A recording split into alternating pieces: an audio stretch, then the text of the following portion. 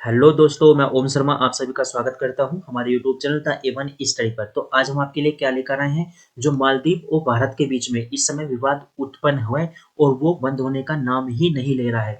तो अभी जैसा कि आप लोग को पता है कि भारतीय जो प्रधानमंत्री है मोदी जी, वो कहाँ पर गए थे, लक्षद्वीप गए थे और वहां पर उन्होंने फोटोशूट कराया। बाकायदा लक्षद्वीप में पर्यटन को बढ़ावा देने के लिए कार्य किया। वहां पर 5G इंटरनेट सेवा उपलब्ध कराने के लिए समुद्र के अंदर बाकायदा केबल बिछवाई गई है।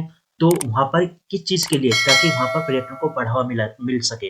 तो अब क्या हुआ, वहां पर मालदीव के जो 3 मंत्री थे उन्होंने मोदी जी पर क्या कर दिया, कमेंट कर दिया, विवादित कमेंट कर दिया, जिसके तहत विवाद उत्पन्न हो गया। तो अब वहां पर क्या किया जा रहा है, वहां की जो संसद है, अब वहां पे भी वहां के संसद छोड़ो, वहां के राष्ट्रपति तक को बर्खास्त करने की बात की जा रही है। किसके द्वारा, विपक्ष के द्वारा। तो इसके कुछ पॉइंट है वो देख लेते हैं। तो देखो, राष्ट्रपति को बर्खास्त करने की बात की जा रही है।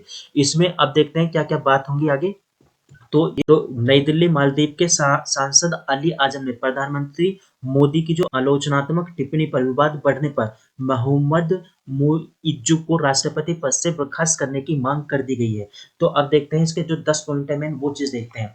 तो देखो, सबसे पहले पिछले वर्ष से पिछले वर्ष से अलग हुए डेमोक्रेटिक के सदस्य श्री अजीम ने राष्ट्रपति मुइज़्ज़ू को सत्ता से हटाने की बात करती गई है और वहां का विपक्ष बार बार ये बात पहले से बोलता आ रहा है और उसको अविश्वास मत शुरू करने के लिए बोला गया कि हम अविश्वास मत लेकर आएंगे और संसद में भी विदेश मंत्री को बुलाने का अनुरोध कर दिया गया है, जिसने आपत्तिजनक टिप्पणी की थी। अब देखा जाए तो उन्होंने बोला है, इस साल आम चुनाव से पहले विपक्ष सांसद राष्ट्रपति मुइज़्ज़ू पर हमले बहुत तेज कर दिए गए हैं।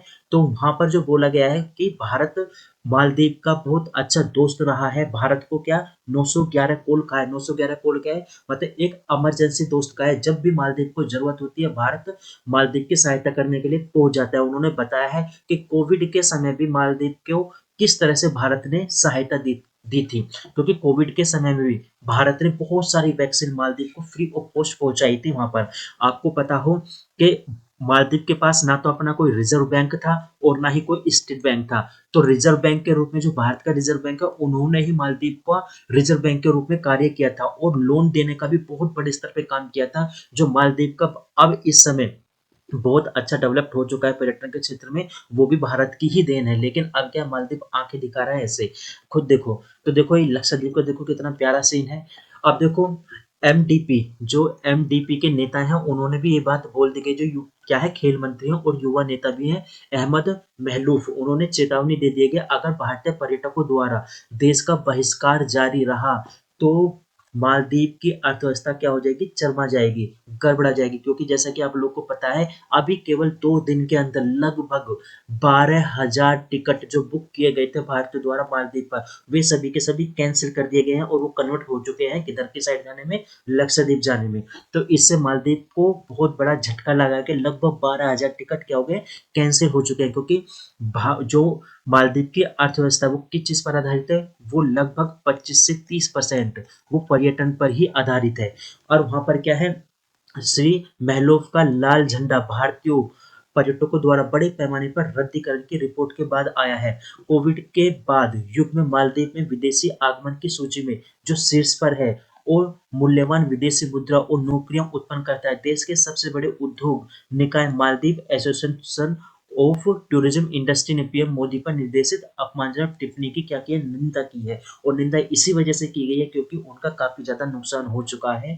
क्योंकि टिकट काफी मात्रा में धीरे धीरे गिरते जाए। ना केवल भारत, जो आसपास जैसे रसिया, जो भारत का दोस्त है, दूसरे नंबर पर रसिया आते हैं यहाँ पर टूरिस्ट के मामले में। चीन की तो नहीं कहते, लेकिन रसिया ने भी वहां पर बहुत ज्यादा मात्रा में क्या अपने टिकट को रद्द किया है। आगे चलते हैं। इसी बीच जो पूर्व पर्यटन मंत्री हैं अब्दुल्ला, उन्होंने भी उन्होंने भी भारतीयों से किसी भी मंत्री, कनिष्ठ या वरिष्ठ शब्दों की उपेक्षा की अपील की है और अपनी सरकार से यह पहचानने का आग्रह किया है कि मालदीव पर्यटन पर निर्भर है और भारतीय यात्री इसके प्रमुख प्रमुख स्रोतों में से एक है। उन्होंने बात बोली है कि क्योंकि देखा जाए कि सबसे ज्यादा भारतीय मालदीव ही जाते हैं पर्यटन के लिए, वहां पर घूमने के लिए। और उन्होंने साफ साफ ये बोल दिया कि यदि इसी तरह से भारतीयों के टिकट कैंसिल होते रहे तो मालदीव पर एक बहुत बड़ा असर पड़ेगा। उन्होंने साफ-साफ बोल दिया है। तो इस समय देखा जाए, उन्होंने बोला गया कि अब्दुल्ला ने एनडीटीवी को बताया है कि टिप्पणियाँ नक्सलवादी थी। मतलब ये जो दिए गए लेफ्टिस्ट जो लोग होते हैं, उन्होंने इस प्रकार की टिप्पणियाँ की हैं, जबकि वे मंत्री भी बर्खास्त कर दिए। ये हैं वे 3 मंत्री जिसने आपत्तिजनक क्या थी, टिप्पणी की थी। और वहाँ के जो राष्ट्रपति हैं, उन्होंने इसको बोल दिया कि ये अस्वीकार है, इन टिप्पणियों को स्वीकार नहीं किया जाएगा। उनके जो 3 मंत्री हैं, उनको क्या कर दिया गया, निलंबित कर दिया गया, बर्खास्त कर दिया गया है। और वो जो 3 मंत्रियों के नाम वो क्या है, मालसा शरीफ, मरियम सिवाना और अब्दुल्ला महजूम, इनको तीनों को बर्खास्त कर दिया गया है बाकायदा। अब देखते हैं, यह विवाद तब शुरू हुआ जब प्रधानमंत्री लक्षद्वीप जाते हैं, वहाँ के उद्योग को बढ़ावा देते हैं, अपने फोटो शूट कराते हैं, लेकिन ये टिप्पणी आ जाती है तो ट्रेंड करने लगता है बड़े स्तर पर हैशटैग बाइकआउट मालदीव। जब हैशटैग बाइकआउट मालदीव ट्रेंड करना शुरू हो जाता है तो आंशिक रूप से बॉलीवुड हस्तियां और क्रिकेटरों के भी पोस्ट आते हैं और केंद्रशासित प्रदेश में रुचि तेज होने लगती है और लक्षद्वीप के बहुत टिकट बुक कराए जाते हैं। तो ये वो फोटो है जो लक्षद्वीप में शूट कराए गए थे। भारत की प्रतिक्रिया मापी गई। नई दिल्ली ने विवाद के कुछ दिनों बाद सोमवार को ही मालदीव के दूतावास को तलब कर दिया। बता दिया गया कि आप लोगों की तरफ से इस प्रकार की टिप्पणियां आ रही हैं, जबकि मालदीव सरकार ने उन टिप्पणियों से अपने आप को अलग कर दिया है, उन टिप्पणियों का समर्थन नहीं किया है। और मोदी पर हमला करने वाली जो टिप्पणियां थी, भारत और मालदीव के बीच तनाव जो बढ़ चुका है उसको बाकायदा कम करने की कोशिश की जा रही है। लेकिन जो मालदीव कर रहा है, वो मालदीव ने जो बताया गया, जो लेफ्टिस्ट होते हैं, लेफ्टिस्ट ने टिप्पणियां की हैं, और जो लेफ्टिस्ट होते हैं वो किसका, बीजिंग का सपोर्ट करते हैं, नहीं चीन का सपोर्ट करते हैं, चीन की प्रशंसा करते हैं। और हो सकता है चीन के कहने पर ही उन्होंने इस प्रकार की टिप्पणियां की हैं। तो मालदीव सरकार फिलहाल इस पर नज़र बनाए रखे है और कोशिश कर रही है कि भारत के साथ जो रिश्ते हैं वो मजबूत रहे, बिगड़े ना।